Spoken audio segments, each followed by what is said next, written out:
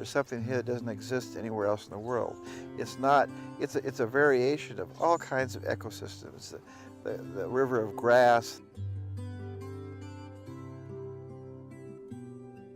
the cypress swamps, hardwood hammocks, just a whole variety of different things that it's not just one system. It's a whole series of systems, and each system is unique.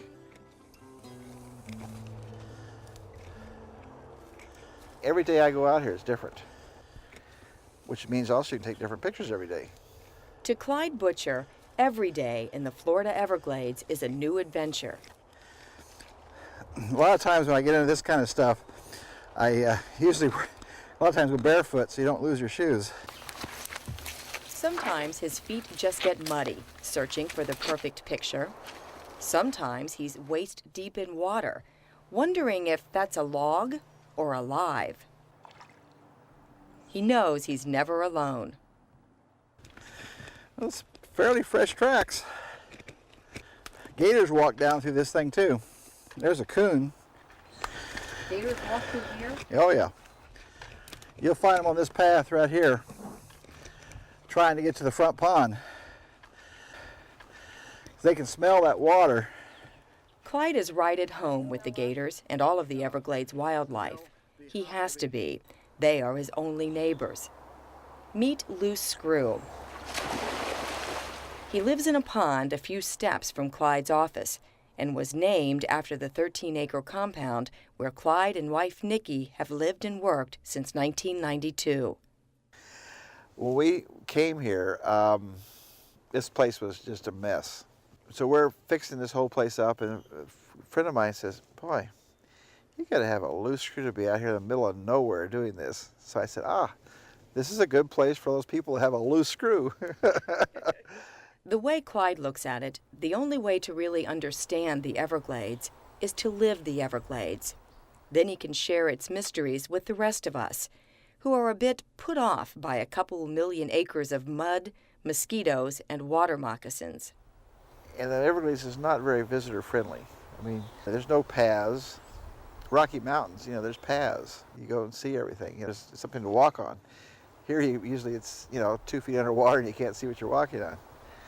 So it's not very friendly oriented. So you have to sometimes bring people this information through the photography because they're not going to get out there. Clyde pictures his unique corner of America with a wooden camera that looks like Matthew Brady might have used it to picture the Civil War. Yeah, a lot of people say, why don't you get a metal camera? It's rigid and, precise. And I just like them old funky wooden cameras. I mean, it just has a personality to it. Feel like Zorro every time I do this? When I set my camera up, it's an extension of my brain or my heart.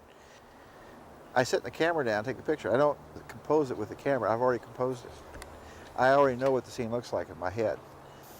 If it feels good, I take a picture of it. That's a nice sound, huh? The king-size negatives produce large prints, really large, up to 7 by 12 feet. Clyde wants viewers to be drawn into his pictures, to feel as though they're standing in the Everglades, to appreciate the need to save this pristine wilderness. What's happened over the last century, people have protected themselves from nature. They've pushed nature back and they've built their little walls. And if I can get people to put themselves back into nature, see the importance of nature, if I can get people to fall in love with it again, that would be a fantastic goal. I can't save the Everglades, but 250 million people can. Butcher never intended to become an Everglades activist.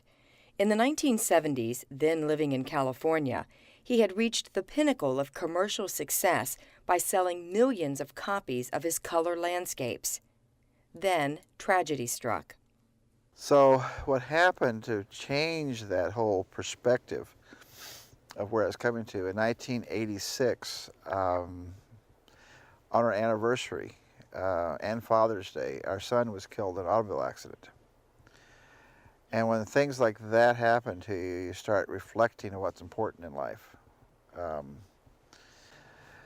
So I went off to the woods, and I spent about 3 months here in the Everglades photographing. When a tragedy happens to you,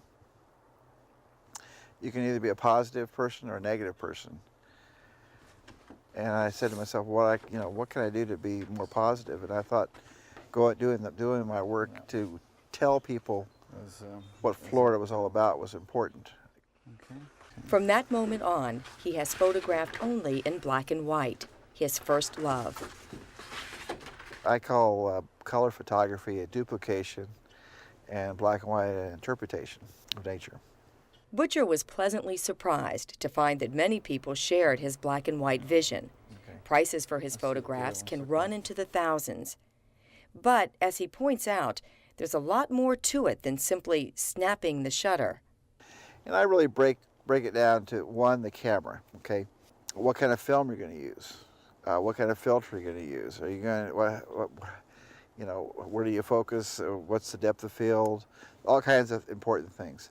Then really this next second step, which I think is almost as important, is how do you process the film?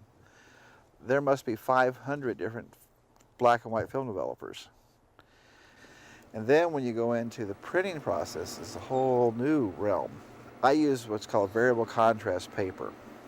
One emulsion is a blue layer that's high contrast.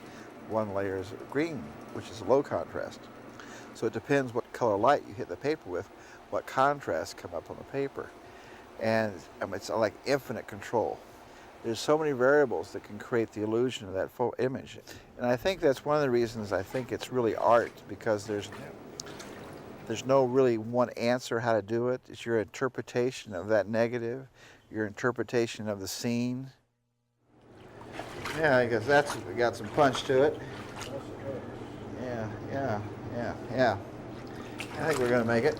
Okay, let's get it out of here. His occasional photographs of Western scenes are designed to show that the Everglades is of equal beauty and value with the more accessible wilderness areas. Clyde says he may take only about 20 good pictures a year, perhaps only one that he would consider great. Sometimes it takes a few hours, sometimes a few days before he is satisfied with the alignment of nature. But he doesn't mind waiting. Well, it's the journey in life that's important. My concept of destination is 6 feet under. And so that kind of puts perspective, is the journey important or is the destination important? And kind of seems like the journey is more fun than the destination.